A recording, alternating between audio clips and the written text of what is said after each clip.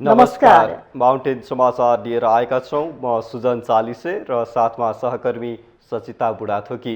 सुरुमा अहिलेसम्मका मुख्य समाचार।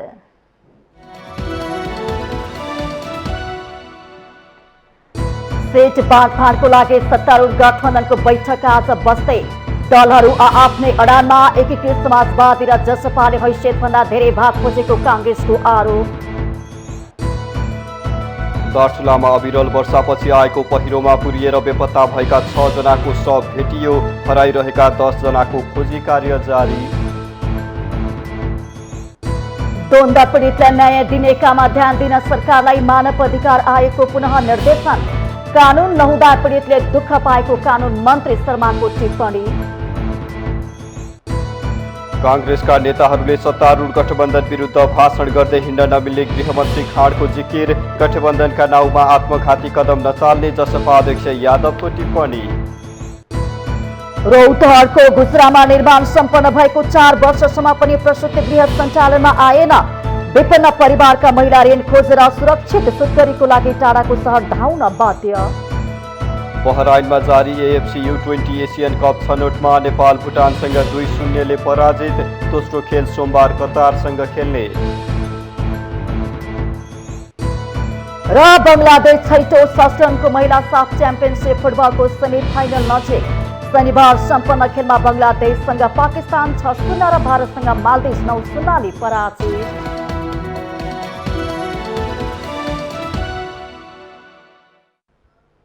अब समाचार विस्तारमा। आगामी निर्वाचनको सिट बाँडफाँडका लागि सत्तारूढ गठबन्धनको बैठक आज पनि बस्दैछ। दिनहुँ जसो बैठक बसे पनि सहमतिको प्रयासले सार्थकता पाउन सकेको छैन। गठबन्धनको एक प्रमुख घटक जसपाका अध्यक्ष उपेन्द्र यादव उपस्थित हुन नसकेपछि हिजोको बैठक औपचारिकतामा प्रवेश नगरी स्थगित भएको हो। नेताहरूका अनुसार सिट सङ्ख्याका आधारमा दलहरू आफ्नो पुरानो अडानबाट टसमस नभएपछि कार्यदलले बुझाएको प्रतिवेदनमा कुनै छलफल नै नगरी सकिएको हो। गठबन्धनका अन्य 4 दलले काङ्ग्रेसले धेरै भाग खोजेपछि सहमति नभएको बताउने गरेका छन्। भागभण्डामा प्रधानमन्त्री देउवा केही सिट छाड्न तयार भए पनि काङ्ग्रेसका नेताहरूले उहाँलाई अधिक लचिलो नहुन दबाब दिइरहेका छन्। उता काङ्ग्रेसका नेताहरू भने नेकपा माओवादी, एकीकृत समाजवादी र जसपाले आफ्नो हैसियतभन्दा धेरै भाग खोजेको आरोप लगाउँदै आएका छन्।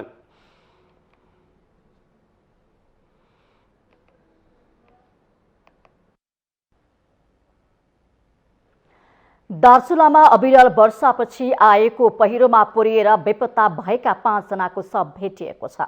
नौगाड गाउँपालिकामा 3 र महाकाली नगरपालिकामा 2 गरेर 6 जनाको शव भेटिएको छ भने 10 जना अझै बेपत्ता भएको जिल्ला प्रहरी कार्यालय दार्चुलाले जनाएको छ। घाइते 6 जनाको दार्चुला अस्पतालमा उपचार भइरहेको दार्चुलाका सहायक प्रमुख जिल्ला अधिकारी हेमन्ती साउदले जानकारी दिनुभएको हो। दार्चुला प्रहरीका अनुसार पहिरोको कारण नौगाड गाउँपालिका 2 बस्ने 15 वर्षे धनौली ठगुना, 32 वर्षीय जानकी ठगुना र 68 वर्षे मोहनराम पार्कीको शव भेटिएको छ।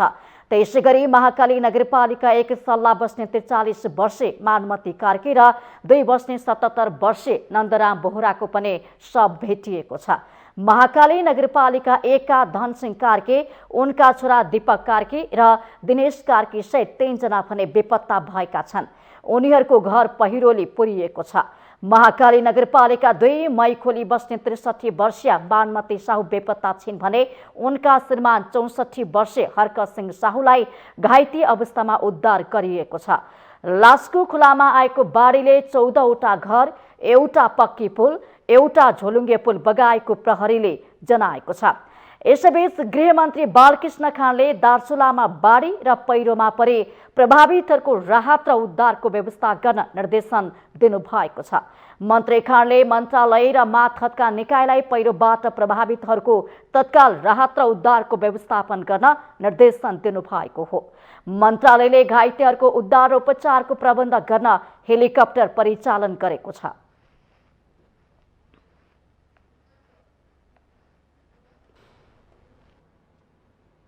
राष्ट्रिय मानवाधिकार आयोगले सशस्त्र द्वन्द्वको चपेटामा परेका पीडितलाई न्याय दिने काममा ध्यान दिन सरकारलाई पुनः निर्देशन दिएको छ।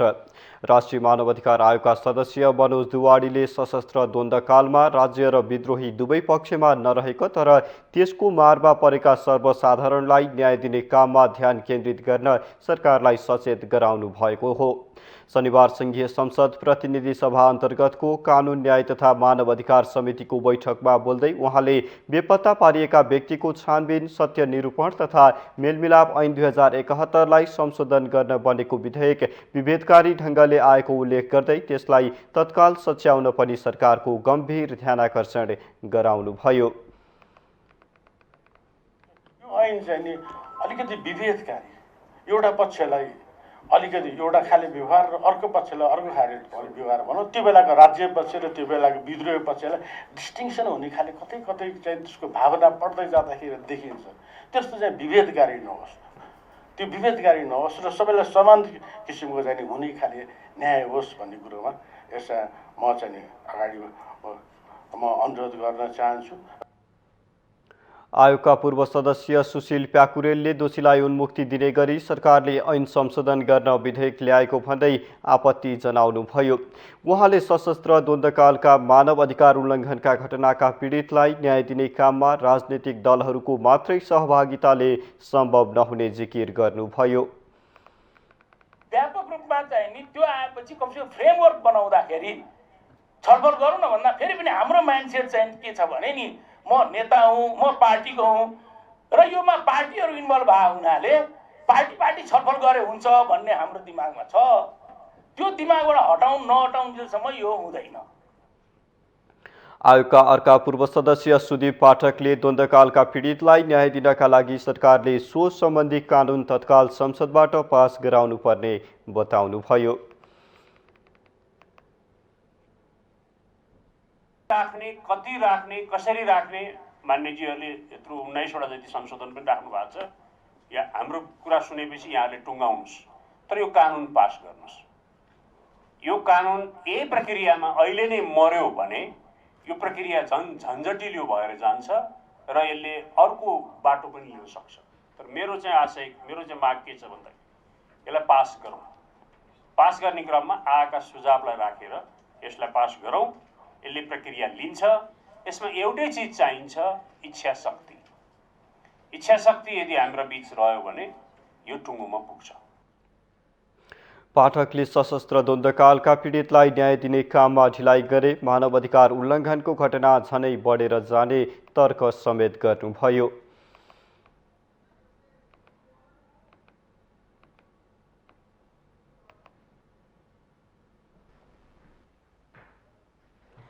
कानून न्याय तथा संसदीय मामिला मन्त्री गोविन्द प्रसाद शर्मा कोइरालाले बेपत्ता पारेका व्यक्तिको छानबिन, सत्य निरूपण तथा मेलमिलाप ऐन 2071लाई संशोधन गर्न बनेको विधेयक संसदबाट पारित गर्न ढिलाइ गर्न नहुने बताउनु भएको छ। शनिबार संघीय संसद प्रतिनिधि सभा अन्तर्गतको कानून न्याय तथा मानव अधिकार समितिको बैठकमा बोल्दै मन्त्री कोइरालाले पीडितले धेरै दुःख पाएको उल्लेख गर्दै तत्काल त्यसलाई संसदबाट पारित गरेर अघि बढ्न उपयुक्त हुने बताउनु भएको छ। राजनीतिक दलहरू बीच पनि सो विधेयकमा फरक मत नरहेकाले यसलाई संसद र संसदीय समितिले टुङ्गोमा पुर्याउन ढिलाइ गर्नुपर्ने कुनै कारण नरहेको उहाँको तर्क छ। मन्त्री कोइरालाले पीडितहरूको सहमतिमा मेलमिलापमा तत्काल जाने र गम्भीर मानव अधिकार उल्लङ्घनको घटनालाई विस्तृत रूपमा छलफल गरी टुङ्गोमा पुर्याउने गरे सो विधेयकलाई संसदबाट पारित गराउन सरकार प्रतिबद्ध रहेको पनि बताउनु भएको छ।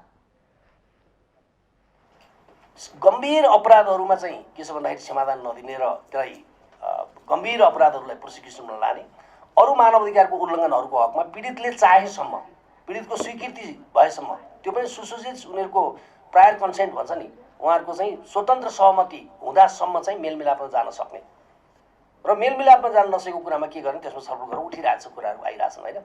त्यसैले यसलाई अनेस्ट नै गभर्मेन्ट पनि सबै दलहरू, यसमा दलहरू सबै एक ठाउँमा हुनुहुन्छ।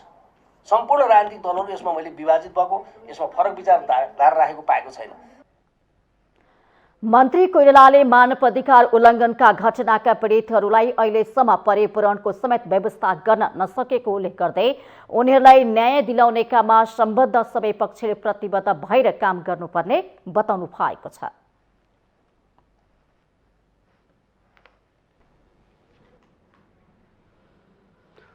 गृहमन्त्री बालकृष्ण खाँडले नेपाली कांग्रेसका नेताहरूले सत्तारूढ गठबन्धन विरुद्ध भाषण गर्दै हिँड्न नमिल्ने बताउनु भएको छ। नेपाली कांग्रेसका नेता समेत रहनुभएका गृहमन्त्री खाँडले प्रदेशसभा र प्रतिनिधि सभा निर्वाचन अघि गठबन्धन तोड्ने पक्षमा पार्टीको केन्द्रीय समिति नरहेको उल्लेख गर्दै त्यसविरुद्ध पार्टीका नेताहरूले भाषणबाजी गर्दै हिँड्न नमिल्ने बताउनु भएको हो। नेपाली कांग्रेसमा आबद्ध नेपाल तरुण दल काभ्रे जिल्लाले शनिबार काठमाडौँमा आयोजना गरेको एक कार्यक्रममा बोल्दै उहाँले गठबन्धनमा आबद्ध भएको हुनाले नेपाली कांग्रेसका नेता तथा कार्यकर्ताहरूले गठबन्धनले उठाएको उम्मेदवारहरूको पक्षमा उभिनु राजनीतिक धर्म र दायित्व दुवै भएको स्पष्ट पार्नुभयो। उहाँले आफू गृहमन्त्री भएको नाताले सत्तारूढ गठबन्धनलाई बचाएर आगामी निर्वाचनलाई सुनिश्चित र सुरक्षित गराउने दायित्व पूरा गराउन प्रतिबद्ध रहेको प्रश्न पार्नुभयो। गठबन्धन सरकारको गृहमन्त्री भएको कारणले यो गठबन्धनलाई बचाएर आम निर्वाचन सुनिश्चित र सुरक्षित गर्ने, यो निर्वाचनमा शान्ति सुरक्षा प्रदान गर्ने, निर्वाचन निष्पक्ष स्वतन्त्र र भय रूपमा सम्पन्न गर्ने दायित्व मेरो हो, त्यो म पुरा गर्नेछु। मन्त्री खाँडले नेपाली कांग्रेसले आफ्नो हैसियत अनुसार निर्वाचनको सिट संख्या बाँडफाँड गराउने काममा भने बुद्धिमत्तापूर्वक काम गर्नुपर्ने बताउनुभयो।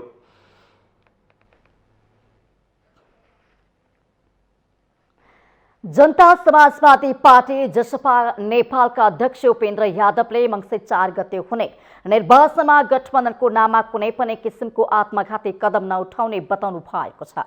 धनुषाको जनकपुर धाममा पिछडा वर्ग महासंघको तेस्रो राष्ट्रिय पिछडा वर्ग सम्मेलनलाई सम्बोधन गर्दै अध्यक्ष यादवले प्रतिगमनकारी कदमको अन्त्यको लागि गठबन्धन बनाइए पनि त्यसको नाममा जसपाले आत्मघाती कदम नचाल्ने ठोकुवा गर्नु भएको हो।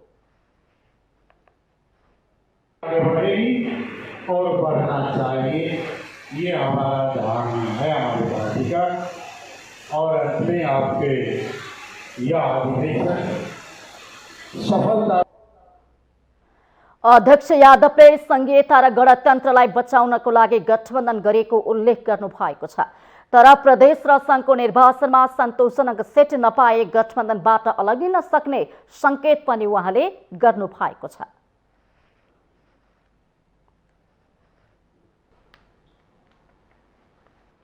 सत्ता गठबन्धनमा टिकट बाँडफाँडको रस्साकसी परिरहँदा प्रमुख प्रतिपक्षी दल नेकपा एमाले भने आगामी प्रदेश र केन्द्रको चुनावमा गठबन्धनलाई कसरी कमजोर पार्न सकिन्छ भन्ने रणनीतिमा लागि परेको छ।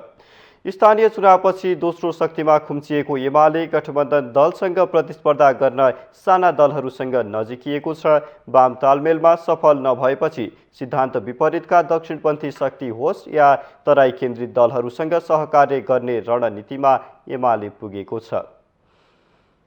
स्थानीय निर्वाचनमा 5 दलीय गठबन्धन विरुद्ध अधिकांश ठाउँमा एक्लै लडेको प्रमुख प्रतिपक्षी दल नेकपा एमाले आगामी निर्वाचनमा भरपर्दो सहयात्री खोज्ने रणनीति तय गरेको छ। गत असार 19 गते सम्पन्न केन्द्रीय सचिवालय बैठकले चुनावी तयारीका लागि गरेको निर्णय सर्कुलर गर्दै एमाले अध्यक्ष केपी शर्मा ओलीले चुनाव जित्ने गरी भरपर्दो सहयात्रीसँग सहकार्य गर्ने स्पष्ट पारेसँगै अहिले साना दलसँग सहकार्यका लागि अघि बढेको छ।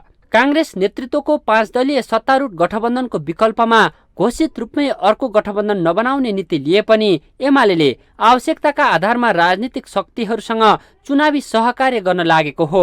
एमाले राप्रपा लोसपा लगायतका दलहरूसँग कार्यदल नै बनाएर चुनावी वार्ता सुरु गरिसकेको छ।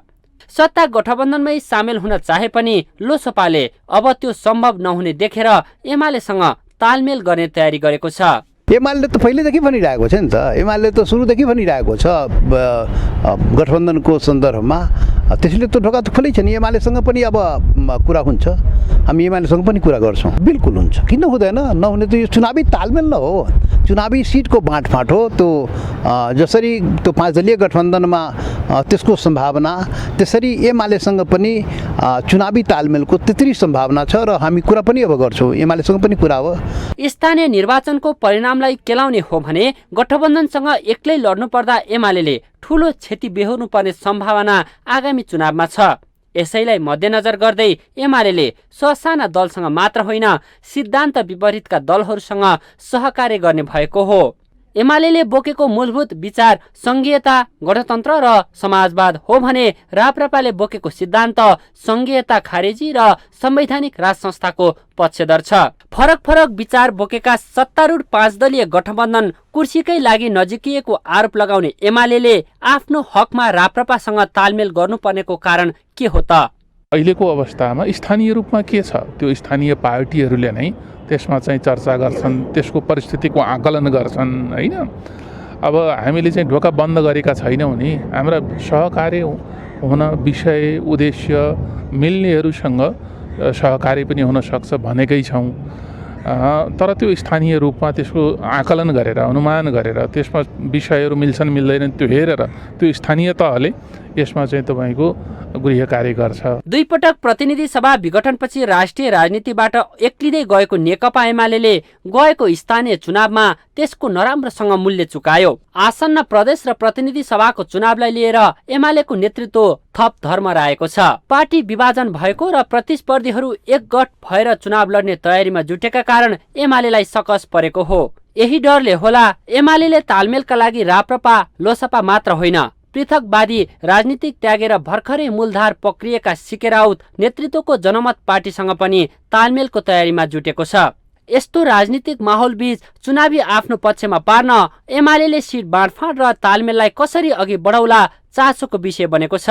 माउन्टेन टेलिभिजन एचडीका लागि क्यामेरामा केशव श्रेष्ठका साथमा बटुकराज गिरीको रिपोर्ट।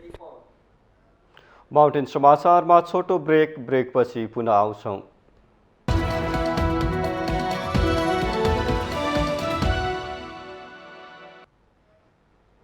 ब्रेकपछि स्वागत छ। अब हामी बाँकी समाचार पढ्छौँ।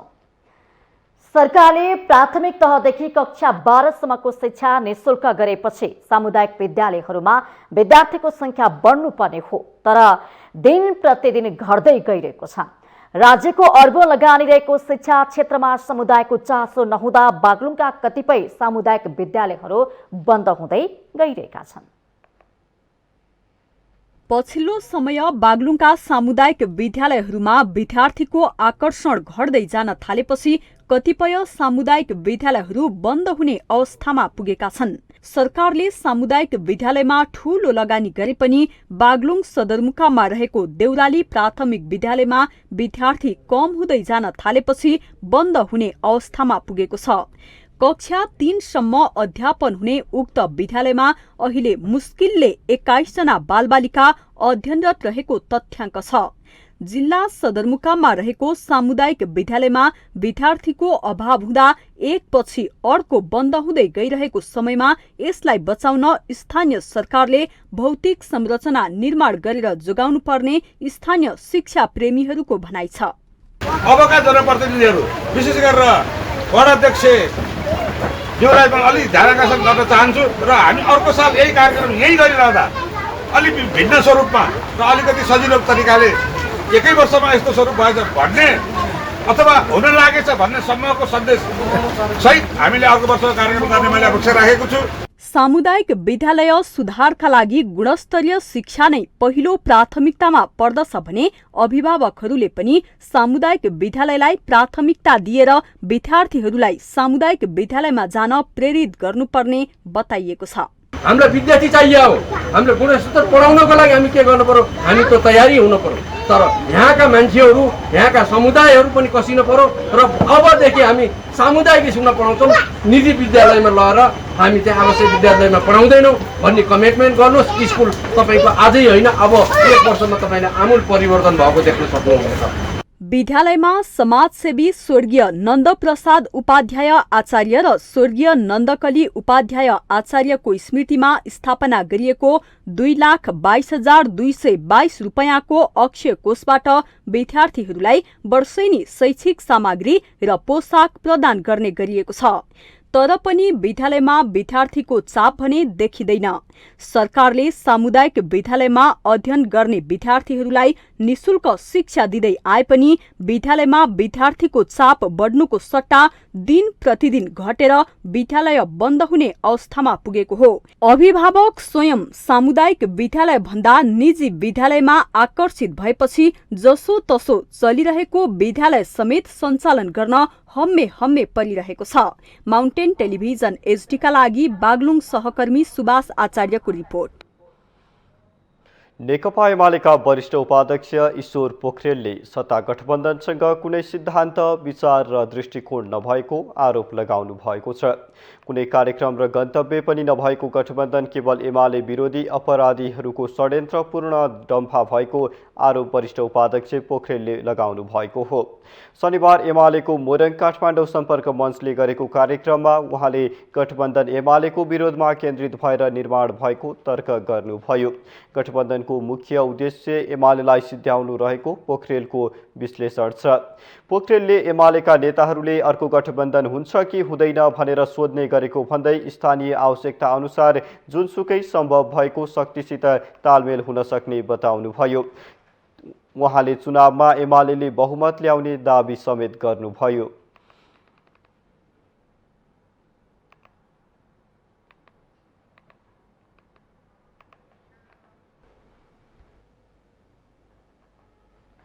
नेपाली कांग्रेसका नेता प्रकाशमान सिंहले 2 वर्ष पनि दल टिकाउन नसक्नेहरूले देशको विकास गर्ने कुरा सम्भव नरहेको टिप्पणी गर्नु भएको छ। शनिबार काठमाडौँको बानेश्वरमा आयोजित कार्यक्रमलाई सम्बोधन गर्दै उहाँले यस्तो टिप्पणी गर्नु भएको हो। नेता सिंहले विवेकशील साझा पार्टीका पूर्व अध्यक्ष रविन्द्र मिश्रप्रति इंगित गर्दै 2 वर्षसम्म पार्टी टिकाउन नसक्नेले देश विकास गर्छु भन्नु नसुहाउने भन्दै व्यङ्ग्य गर्नु भएको छ। आफ्नो निर्वाचन क्षेत्रमा नयाँ पार्टीका हावा चाँडै फैलिने गरेको उल्लेख गर्दै उहाँले विचार गरेर मात्रै भोट हाल्न मतदाताहरूलाई आग्रह गर्नु भएको छ। 2074 सालको निर्वाचनमा सिंह मिश्रसँग 819 मतान्तरले मात्रै विजय बन्नु भएको थियो। सिंहले आगामी निर्वाचनमा पनि हल्लाको पछि लाग्ने नभई विवेकले देश विकास गर्न सक्षम उम्मेदवारलाई मतदान गर्न आग्रह गर्नुभयो। यो गठबन्धनबाट चाहिँ अहिले हामीहरूले ट्र्याकबाट बाहिर गइसकेको कन्स्टिट्युसनलाई ट्र्याकमा ल्याएर अब चाहिँ स्थानीय निर्वाचन गराइसक्यो।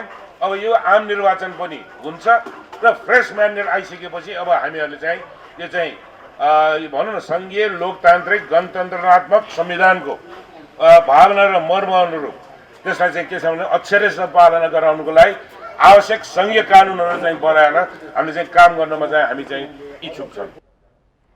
नेता सिंहले ट्र्याकबाट बाहिर गएका मुलुकलाई ट्र्याकमा ल्याउने काम कांग्रेसले गठबन्धन बनाएर गरिरहेको उल्लेख गर्दै आगामी निर्वाचनमा जितेर कांग्रेसले देश विकास गर्ने दावी गर्नु भएको छ।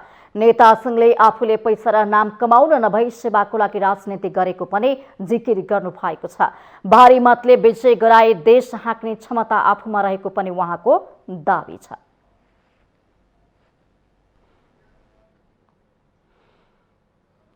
निर्वाचन आयोगले शनिबारदेखि समानुपातिक तर्फको मतपत्र छाप्न सुरु गरेको छ। आयोगले सुरुमा प्रदेश 1, मधेस, बागमती र गण्डकी प्रदेशको समानुपातिक तर्फका मतपत्र छाप्न सुरु गरेको हो। 4 प्रदेशका लागि करिब 1 करोड 21 लाख मतपत्र छाप्ने आयोगले बताएको छ। लुम्बिनी, कर्णाली र सुदूरपश्चिम प्रदेशको मतपत्र पछिल्लो चरणमा छाप्ने आयोगले बताएको छ। निर्वाचन आयोगले प्रतिनिधि सभा र प्रदेश सभा सदस्यको समानुपातिक तर्फको नमुना मतपत्र छपाइसकिए लगतै प्रदेश सभा सदस्यको प्रत्यक्ष तर्फको मतपत्र छपाई सुरु गर्ने बताएको छ।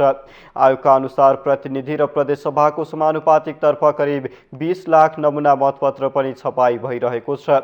आयोगले भदौ 21 गतेदेखि नै नमुना मतपत्र छाप्न सुरु गरिसकेको छ। देशभरिका 753 वटै पालिकामा नमुना मतदान गर्ने योजना बनाएको आयोगले सोही बमोजिम मतपत्र छापेको हो।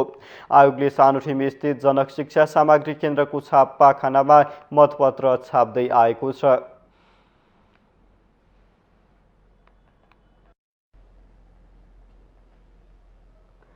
अघिल्ला वर्षहरूमा सनपाट खेतीबाट मनग्गे आमदानी गर्ने सुनसरीका अधिकांश किसानहरू यति बेला भने उत्पादनबाट सन्तुष्ट छैनन्। मलको अभावमा उत्पादनमा कमी आएसँगै उनीहरूमा निराशा बढ्दो छ। समयमै मल नपाएको पीडा झेलेका किसानहरू उत्पादन समेत गर्दा थप चिन्तामा देखिएका छन्। उत्पादन भएको जुटको मूल्यमा पनि गिरावट आएपछि आफूहरूको रुचि समेत सो खेतीमा घट्दै गएको किसानहरूको दुखेसो छ। भारतबाट महँगो मूल्य तिरेर मल खरिद गर्दा खेतीमा लागत बढ्न गएको तर आमदानी कम हुने गरेको उनीहरूको भनाइ छ। मल दिनै सक्दैन, वार्डमा दिन्छ भन्छ, वार्डमा दियो भन्छ, एकजनाले एक बोरा पायो एउटा गाउँमा, बस भयो, त्यहाँ त दियो सकिहाल्यो। मार कसरी पर्छ भने इन्डियाबाट त मल किन्नै पर्यो, ल्याउँछ, उनीहरूले जे मन लाग्यो त्यही भनेर लिन्छ। खुसीलाल जस्तै रामकृपाल मेहताको समेत सरकारप्रति चरम असन्तुष्टि छ। जुट खेती गर्दै आएका उनी कामदार महँगो मात्र नभई मलखात नेपालमा नपाउँदाको पीडा सुनाउँछन्। 3500, 3600, 4000 लिन्छ। मजदुरको दाम बढेको छ, 700 रुपियाँ कटाउनु लिन्छ मजदुरले। मल यहाँ किसानले मलै पाउँदैन, व्यापारले सबै डिलरमा आउँछ मल, सबै त्यो पारी पारी बेचिदिन्छ, अर्कै व्यापारीले दिइहाल्छ, किसानले मलै पाउँदैन। विगतका वर्षको दाँजोमा जुट खेतीमा आकर्षण कम हुँदै गए तापनि केही किसान भने जसो तसो पेसा धानिरहेका देखिन्छन्। लागत मूल्य बढ्दै जाँदा आमदानी घटेर निराश देखे पनि किसानहरूमा सरकारले मलखातको सहजता दिलाओस् भन्ने चाहना भने जिउका त्यो देखिएको छ।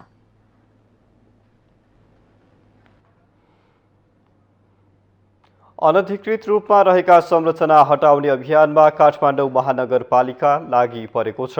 यसरी सडक अतिक्रमण गरी बनाइएका व्यावसायिक संरचनाहरूले संघीय राजधानी काठमाडौँको गल्लीहरूमा सहज रूपले यात्रा गर्न त कठिन भएको छ नै, दिन प्रतिदिन कुरूप पनि बन्दै गइरहेको छ।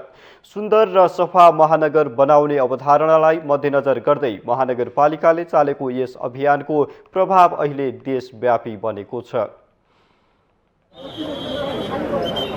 सडक अतिक्रमण गरी बनाइएका व्यापारिक संरचना हटाउन काठमाडौँ महानगरपालिकाले अभियान नै थालेको छ।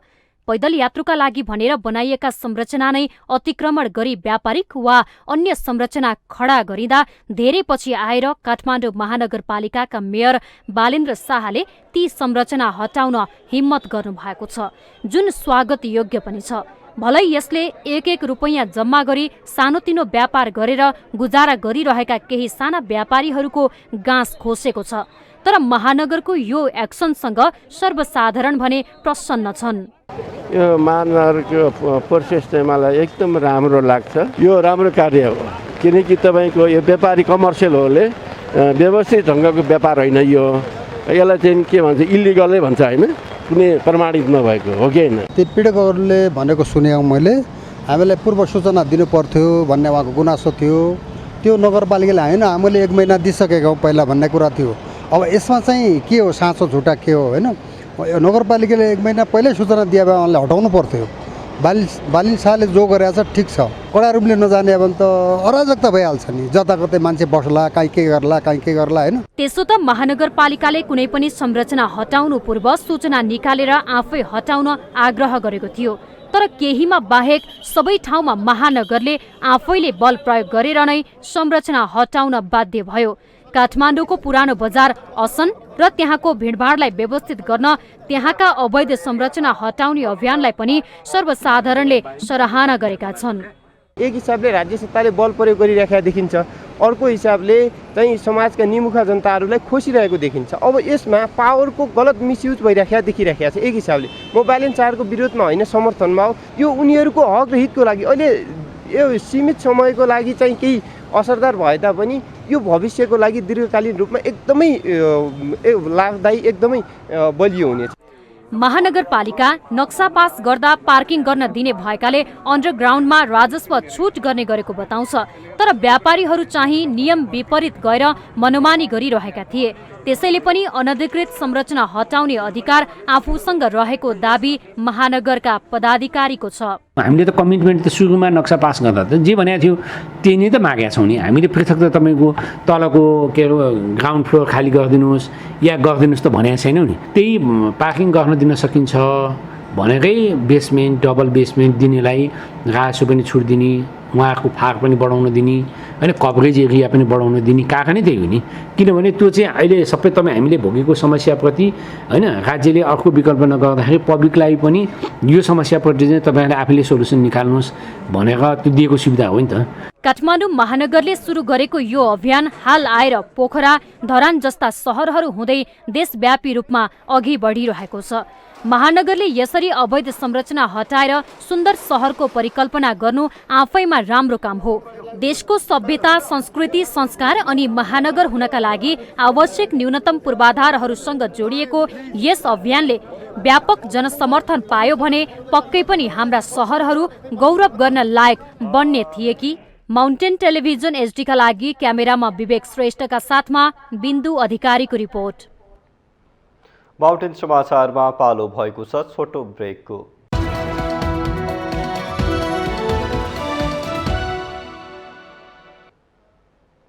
ब्रेकपछि स्वागत छ। अब बाँकी समाचार।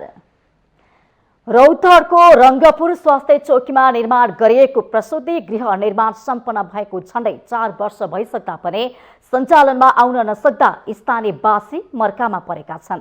गुजरा नगरपालिका वडा नम्बर 2 को कटानी टोलमा रहेको प्रसूति गृह घर छेउमै बनेको भए पनि सञ्चालन हुन नसक्दा महिलाहरू सुत्केरी गराउन झन्झट बेहोर्दै अन्यत्र जानुपर्ने बाध्यता भएको हो। मातृत्व र प्रजनन स्वास्थ्यलाई सुरक्षित, गुणस्तरीय, सर्वसुलभ तथा पहुँच योग्य बनाउनु राज्यको दायित्व हो। तर पनि गाउँ गाउँमा प्रसूति गृह नहुँदा महिलाहरूले बाटोमा नै बच्चा जन्माउनु पर्ने बाध्यताका कारण महिलाको स्वास्थ्यमा जोखिम सृजना भएको गुजराका स्थानीयहरू बताउँछन्। सुरक्षित सुत्केरी गराउने उद्देश्यले दात्री संस्थाको सहयोगमा निर्माण गरिएको प्रसूति गृह सञ्चालनमा नआउनुले स्थानीयवासीहरू ज्यानको जोखिम मोल्न बाध्य छन्। झण्डै 41 लाख रुपैयाँमा सो प्रसूति गृह 2075 सालमै निर्माण सम्पन्न भएको हो। बनेको 4 वर्ष पुग्न लागिसक्दा पनि सञ्चालन नहुँदा आसपासका महिलाहरू सुत्केरी गराउन चन्द्रपुर, वीरगञ्ज अथवा भरतपुर जानुपर्ने बाध्यता छ। अनमी राधाकुमारी भट्टराईले निर्माण भइसक्दा समेत स्थानीय प्रशासनले चासो नदिएको गुनासो गर्नुभयो। विभिन्न कुराहरूको असुविधाहरू, अब कोही जहाँ रक्सी खाएर पनि आएर हल्ला बगाल गर्दैन समाज पनि, अनि हामी राति बस्नु पर्यो। त्यसै कारणले सञ्चालन र व्यवस्थित हुनको लागि यहाँ कम्तीमा एउटा गेटहरूको व्यवस्था गरेर जाने अनि सञ्चालन गर्ने भन्दा अब यस्तो मिलिरहेको छ। हजुर यहाँ चाहिँ अब सबैलाई बर्थिङ सेन्टरमै रेफर गरेको छ। अहिले होम डेलिभरीको व्यवस्था पनि हटाइसकेको छ नेपाल सरकारले। प्रसूति गृहको स्थापनासँगै महँगो खर्च गरेर अन्य सहरका अस्पतालमा जानुपर्ने झन्झट र दुःखबाट छुटकारा पाउने भन्दै दङ्ग बनेका स्थानीय यतिखेर निराश छन्। जति सक्दो चाँडो प्रसूति गृह सञ्चालन हुनुपर्ने उनीहरूको माग छ। अब आफ्नै घर नजिकै बनो, राम्रो सुविधा हुन्छ भनेर हामी पनि खुसी भएको। अहिलेसम्म अब 4-5 वर्ष भइसक्यो, अहिलेसम्म सञ्चालन हुन सकेको छैन। सबैलाई दुःख छ, टाढा छ, जङ्गलको बाटो जानुपर्छ। अब अहिलेसम्म चल्न सकेको छैन। चल्यो भने सबैलाई राम्रो। हामी गरिब दुखीहरू जान सक्दैनौँ टाढा। अटोमा जानु भने 150 तिरेर सबै पुग्नुपर्छ। अब बाटोमा मर्ने हो कि थाहा छैन। यो ठाउँमा त छैन, त्यो त हुनु पर्यो। पहिल्यैदेखि हामी गरेको यो कुरो हो भने गर्दाखेरि त्यो हुनु सकेको छैन अझै पनि। त्यो त हुनु पर्यो नि, यहाँ त गर्नु पर्यो। अब यहाँ गरिब दुखी सबै छन् मान्छे हो भने यहाँ त गाउँमा त त्यो सेवा यहाँ छैन। त्यो त हुनु पर्यो नि, यहाँ त यो गाउँमा त हुनु पर्यो नि। त्यो सेवा त हुनु पर्यो नि, सबैले राम्रो हुन्छ। स्वास्थ्य चौकीमा कार्यरत स्वास्थ्य कर्मीका अनुसार प्रसूति गृह सञ्चालनको लागि जिल्ला जनस्वास्थ्य कार्यालयमा सूचीकृत हुनुपर्छ। तर निर्माण सम्पन्न भएको 4 वर्षसम्म पनि प्रसूति गृहमा कम्पाउन्ड वाल, स्वास्थ्यकर्मी बस्ने क्वार्टर लगायतका सुविधा नहुँदा सूचीकृतमा समस्या छ। अब यो प्रसूति गृह सञ्चालनको लागि अब माथिबाट हामीहरूलाई चाहिँ स्वीकृत गर्नुपर्छ हैन सर। अब उहाँहरूले आएर यहाँको पूर्वाधारहरू के कस्तो छ त्यो सुपरभिजन गरेर उहाँहरूले मात्र गर्नुहुन्छ। पुरै यो चाहिँ स्ट्रक्चर जस्तै कम्पाउन्ड वाल, यसमा अरू पनि भवनहरू स्टाफहरूको बस्नको लागि अनि मात्र यो सञ्चालन हुन्छ। गुजरा नगरपालिकाकी उपप्रमुख रत्ना लामाले नगरपालिकाले केन्द्र सरकारसँग प्रसूति गृह सञ्चालनको लागि आवश्यक बजेटको पहल गरिसकेकाले अब चाँडै सञ्चालनमा आउने विश्वास व्यक्त गर्नुभयो। हामीले चाहिँ अब गुजरा नगरपालिकाको बजेटबाट चाहिँ नभ्याउने भएको हुनाले चाहिँ तपाईको स्वास्थ्य मन्त्रालयबाट यसपालि पनि त्यहाँनेरि कम्पाउन्ड वालको लागि अनि प्रसूति गृहको लागि तपाईको कर्मचारी बस्नको लागि अब रुमहरू भयो हैन, त्यहाँ अब व्यवस्थित नभएको कारणले पनि सञ्चालनमा नल्याएको। अब छिट्टै नै सञ्चालनमा ल्याउने हामी पनि एकदम तत्परमा छौँ। प्रसूति गृह सञ्चालनमा नआउँदा सबैभन्दा बढी मार आर्थिक रूपमा कमजोर समुदायका महिलाहरूलाई परेको छ। टाढाको अस्पतालमा लैजाने एम्बुलेन्स खर्च, औषधि उपचार तथा खर्च बेहोर्न ऋण खोज्नुपर्ने उनीहरूको बाध्यता छ। लोकतन्त्रको सुन्दर पक्ष नै निर्वाचन हो। निर्वाचनमा स्वच्छ तरिकाले जनताको अभिमत लिएर आएका व्यक्ति नै नीति निर्माणको तहमा पुग्ने हुन्। नेपालका सबै राजनीतिक दलहरू आफूलाई लोकतान्त्रिक जनप्रिय पार्टी भएको दाबी गर्छन्, तर तिनै दलहरूमा पछिल्लो समय अपराधीकरण हाबी हुँदा जनतामा भने नैराश्यता बाहेक केही पनि छैन।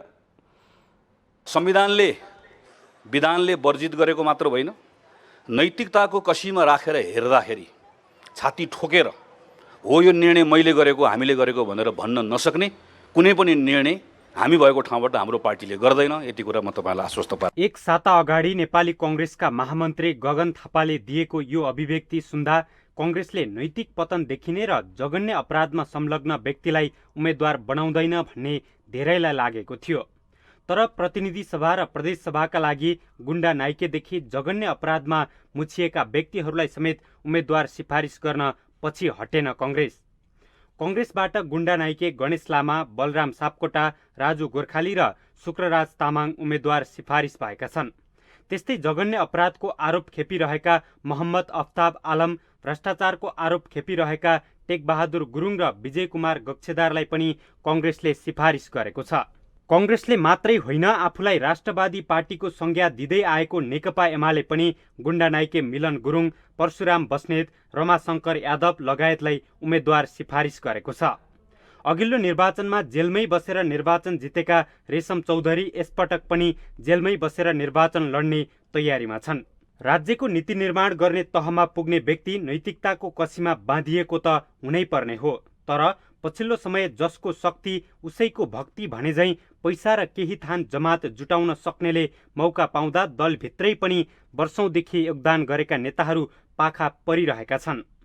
यस्ता गतिविधिले देशको भविष्यलाई अन्धकारतर्फ धकेल्दै गएको पूर्व गृह सचिव चण्डीप्रसाद श्रेष्ठ बताउनुहुन्छ। हिजो एउटा व्यक्तिको अधिनायकवादी थियो भनेर अधिनायक तन्त्र भयो भनेर विद्रोह गर्यौं, तर अहिले हुल तन्त्र, हुलको चाहिँ अधिनायकवादी हो, दलको अधिनायक हो। त्यो त्यसको कारणले गर्दाखेरि न यिनले चाहिँ नैतिकता हेरे, न यिनले सच्चरित्रहरू हेरियो, न यिनले शिक्षाहरू हेरियो। खालि कसरी हुन्छ ब्यालेट बक्समा ब्यालेट खसाउन लगाउन सक्ने बाहुबलहरूलाई हेरियो। नेपालको संविधान 2072 को धारा 87 को उपधारा 1 ले नैतिक पतन देखिने फौजदारी कसुरमा सजाय पाएको र संघीय कानूनले अयोग्य ठहरिएको व्यक्ति संसद बन्न पाइँदैन भनेको छ। अर्थात् जस्तो सुकै जघन्य अपराधको आरोप लागेको भए पनि अदालतले अपराधी ठहर नगर्दासम्म ऊ सांसद बन्न पाउनेछ। राजनीतिक दलहरूले संविधानमा नै खेल्ने ठाउँ राखेकाले नेपाली राजनीतिमा पछिल्लो समय अपराधीकरण बढ्दै गएको बुझ्न सकिन्छ। अपराधिक कर्ममा संलग्न यस्ता व्यक्ति र तिनलाई प्रशय दिने दलहरूलाई साइजमा ल्याउन आगामी निर्वाचनमा जनता जाग्नै पर्ने भन्दै सर्वसाधारणहरू यसरी आक्रोश पोख्छन्। गुन्डानाकै दौनहरूलाई किन दिन्छ त्यो राज्यले सबै हेर्नुपर्छ, समय गर्नु छ, जो बलात्कारी छ। अब त्यस्ता मान्छेलाई हामी जानी कसरी भोट दिने? अब सिपाही दिनु मिल्दैन, कानुन निर्वाचन आयोगले त्यस्ता मान्छेलाई दिनु हुँदैन, छानबिन कमिटी गर्नुपर्छ। हामी त जनता त अब चाहिँ सचेत हुनुपर्छ र चाहिँ अब चाहिँ राम्रो नेता हामीले चाहिँ चुनेर चाहिँ हामीले चाहिँ अब चाहिँ मतदान गर्नुपर्छ होइन। त्यही कारणले गर्दाखेरि अब एकदम चाहिँ अब हामीले सोचेर मात्रै मतदान गर्नुपर्छ र चाहिँ हामीले अब हाम्रो भन्दा पनि राम्रोलाई चाहिँ दिनुपर्छ हामीले चाहिँ अब त्यही उसले गर्दाखेरि। खास गरी भन्ने हो भने तपाईँको पार्टीमा गुन्डागर्दी या सिधा सादा पढेको इन्जिनियर जोसँग आए पनि जनताको काम चाहिँ हुँदैन, गरिँदैन। जनताले जहिले नै पछाडि जुन डक्टर आए पनि डक्टर इन्जिनियर मन्त्री भयो भने प्रधानमन्त्री भयो भने कुरो त्यही हो। साधारण अलिकति साधारण मान्छे किसानी मन्त्री भयो भने त्यही हो। आखिर जनताको लागि सर्वसाधारणलाई कसैले पनि केही गर्दैन। राजनीतिमा अपराधीकरण बढ्नु र अपराधलाई राजनीतिकरण गरिनु लोकतान्त्रिक पद्धतिकै लागि चुनौती हो। मुलुकलाई दिशानिर्देश गर्ने राजनीतिले बाटो बिराउँदा देश र जनताले दुःख मात्रै पाउँछन्। राजनीतिमा अपराधको हालिमुहालीले एक दिन व्यवस्थाप्रति नै आक्रोश पोखिन सक्नेतर्फ सबैले ध्यान दिन जरुरी छ। माउन्टेन टेलिभिजन एचडीका लागि क्यामेरामा प्रदीप घलानका साथमा शीतल रिजाल, काठमाडौँ। साई युवा शक्ति नेपालले राजतन्त्र पुनः स्थापनाको माग गर्दै धरना दिएको छ। शनिबार नारायण हेटी दरबार अगाडि राजतन्त्र पुनः स्थापनाको माग गर्दै प्रदर्शन एवं धरना दिएको हो। उनीहरूले गणतान्त्रिक व्यवस्था खारेज गरौं, हाम्रो राजा हाम्रो देश प्राणभन्दा प्यारो छ, राजतन्त्र जिन्दाबाद, हिन्दू राष्ट्र कायम गर, राजा आऊ देश बचाऊ, राजा जनता एक हौ, भ्रष्ट नेता मुर्दाबाद लगायतको नारा सहित विरोध जनाएका थिए। उनीहरूले जबरजस्ती ल्याइएको नागरिकता विधेयक राष्ट्रघाती भएको भन्दै समर्थन गर्न नसक्ने बताएका छन्। धरनामा बसेकाहरूले श्रीपेश खोसेर लगाइदिन सक्ने चेतावनी समेत दिएका छन्। उनीहरूले शान्तिपूर्ण ढंगबाट नेपाली सेना, नेपाल प्रहरी र जनतालाई साथमा लिएर व्यवस्था परिवर्तन गर्न चाहेको बताएका छन्। धरना दिँदै उनीहरूले श्रीपेश ज्ञानेन्द्र शाहलाई नलगाए सार्वभौमिकता र धर्म सकिने जिकिर गरेका छन्। उनीहरूले अहिले विदेशीको इसारामा देश लुट्ने शासन चलिरहेको भन्दै आपत्ति पनि जनाएका छन्।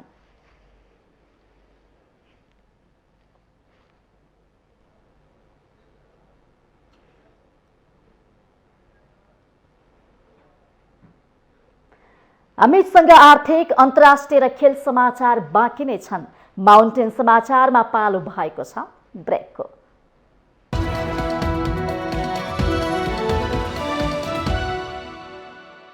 शिवम, सर्वाधिक बिक्री हुने असली ओपीसी सिमेन्ट।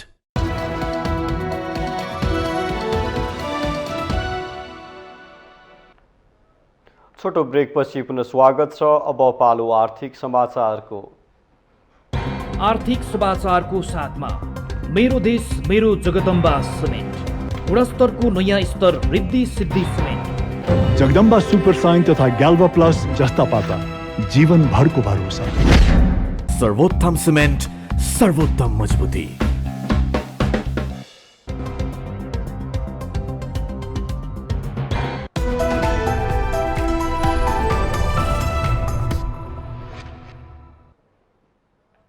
ऊर्जा मन्त्री पम्फा भुसालले सरकारले बङ्गलादेशमा विद्युत निर्यातका लागि तयारी गरिरहेको बताउनु भएको छ।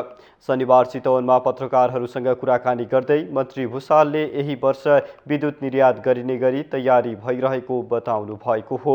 अहिलेसम्म भारतलाई मात्रै बिजुली बिक्री भएकामा अब बङ्गलादेशलाई पनि बिजुली बेच्ने र बङ्गलादेशको साझेदारीमा बिजुली उत्पादन गर्ने सहमति भएको भन्दै मन्त्री भुसालले यो वर्ष बङ्गलादेशले 50 मेगावाट बिजुली किन्ने बताउनुभयो।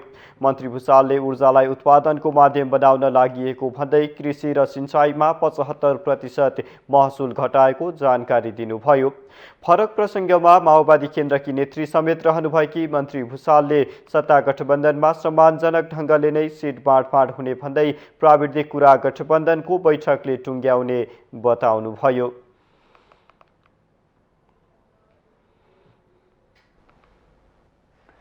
अब पालो अन्तर्राष्ट्रिय समाचारको।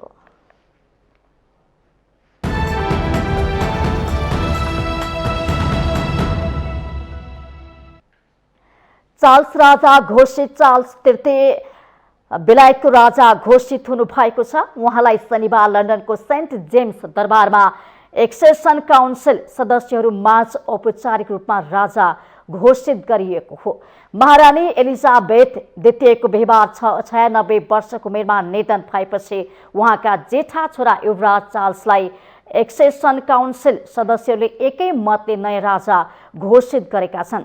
एक्सेसन काउन्सिलमा बेलायतका 6 जना पूर्व प्रधानमन्त्री, न्यायाधीश तथा वरिष्ठ सरकारी अधिकारी छन्।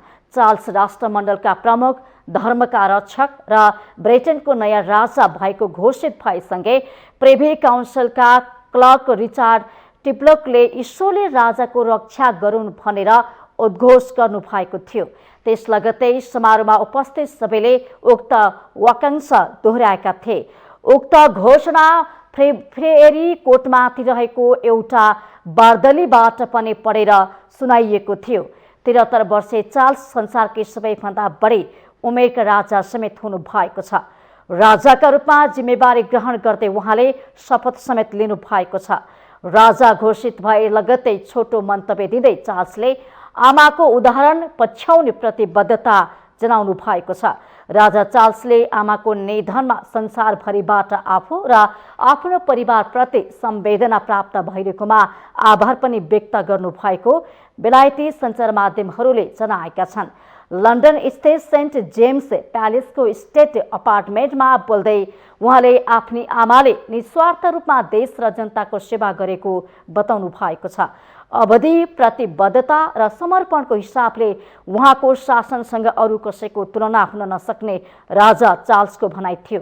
बेलायतको इतिहासमा एक्सेसन काउन्सिलका सदस्यहरूको बैठक टेलिभिजनबाट प्रत्यक्ष प्रसारण गरिएको यो पहिलो पटक पनि हो।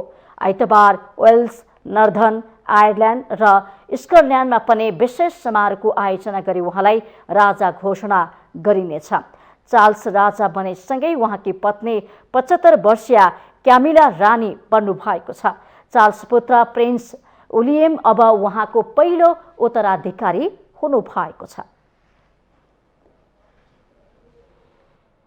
अब पालो खेल समाचारको।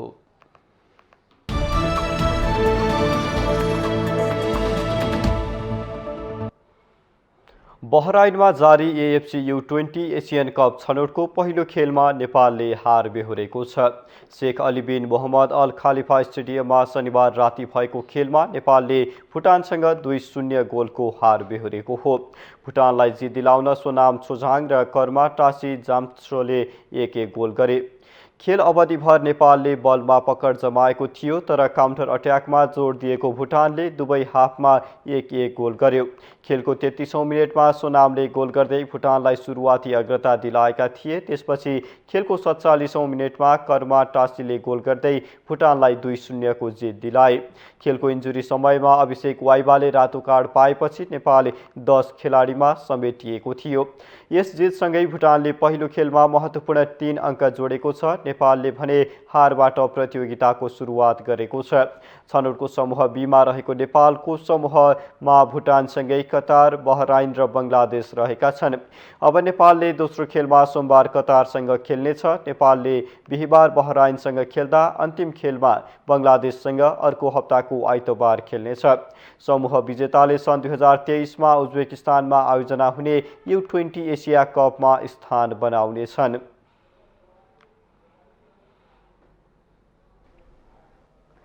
बङ्गलादेश छैटौं संस्करणको महिला साफ च्याम्पियनसिप फुटबलको सेमी फाइनल नजिक पुगेको छ।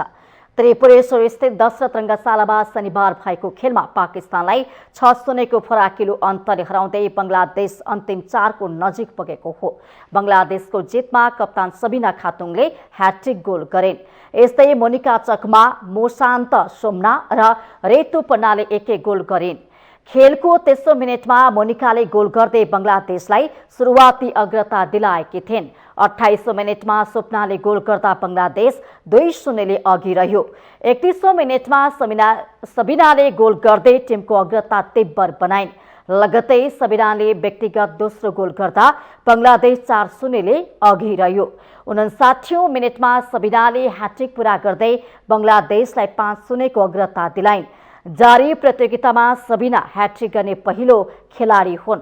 त्यसपछि 77औं मिनेटमा रितु पन्नाले गोल गर्दै बंगलादेशलाई 6-0 को जित दिलाइन्।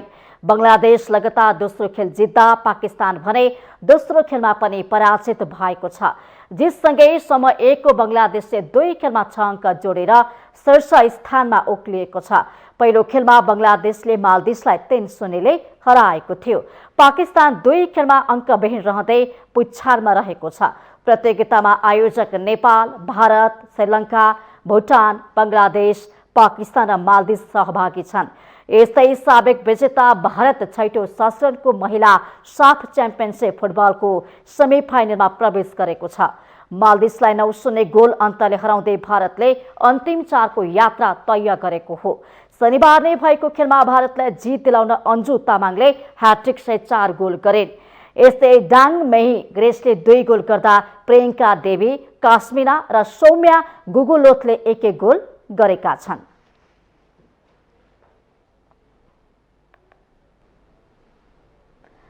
माउन्टेन समाचारमा पालो भएको छ छोटो ब्रेकको।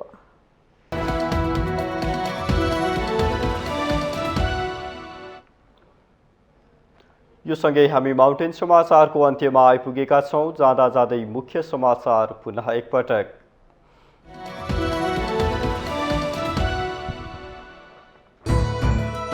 सीट बाँडफाँडका लागि सत्तारूढ गठबन्धनको बैठक आज बस्दै दलहरू आफ्नै अडानमा। एकीकृत समाजवादी र जसपाले हैसियतभन्दा धेरै भाग खोजेको काङ्ग्रेसको आरोप। दार्चुलामा अविरल वर्षापछि आएको पहिरोमा पुरिएर बेपत्ता भएका 6 जनाको शव भेटियो। हराइरहेका 10 जनाको खोजी कार्य जारी। द्वन्द्व पीडितलाई न्याय दिने काममा ध्यान दिन सरकारलाई मानव अधिकार आयोगको पुनः निर्देशन। कानुन नहुँदा पीडितले दुःख पाएको कानुन मन्त्री शर्माको टिप्पणी। कांग्रेसका नेताहरूले सत्तारूढ गठबन्धन विरुद्ध भाषण गर्दै हिँड्न नमिल्ने गृहमन्त्री खाँडको जिकिर। गठबन्धनका नाउँमा आत्मघाती कदम नचाल्ने जसपा अध्यक्ष यादवको टिप्पणी। रौतहटको गुजरामा निर्माण सम्पन्न भएको 4 वर्षसम्म पनि प्रसुति गृह सञ्चालनमा आएन। विपन्न परिवारका महिला ऋण खोजेर सुरक्षित सुत्केरीका लागि टाढाका सहरमा धाउन बाध्य। बहराइनमा जारी एएफसी U20 एसियन कप छनौटमा नेपाल भुटानसँग 2-0ले पराजित। दोस्रो खेल सोमबार कतारसँग खेल्ने। र बंगलादेश 6औं संस्करणको महिला साफ च्याम्पियनशिप फुटबलको सेमिफाइनल नजिक। शनिबार सम्पन्न खेलमा बंगलादेशसँग पाकिस्तान 6-0 र भारतसँग मालदिभ्स 9-0ले पराजित।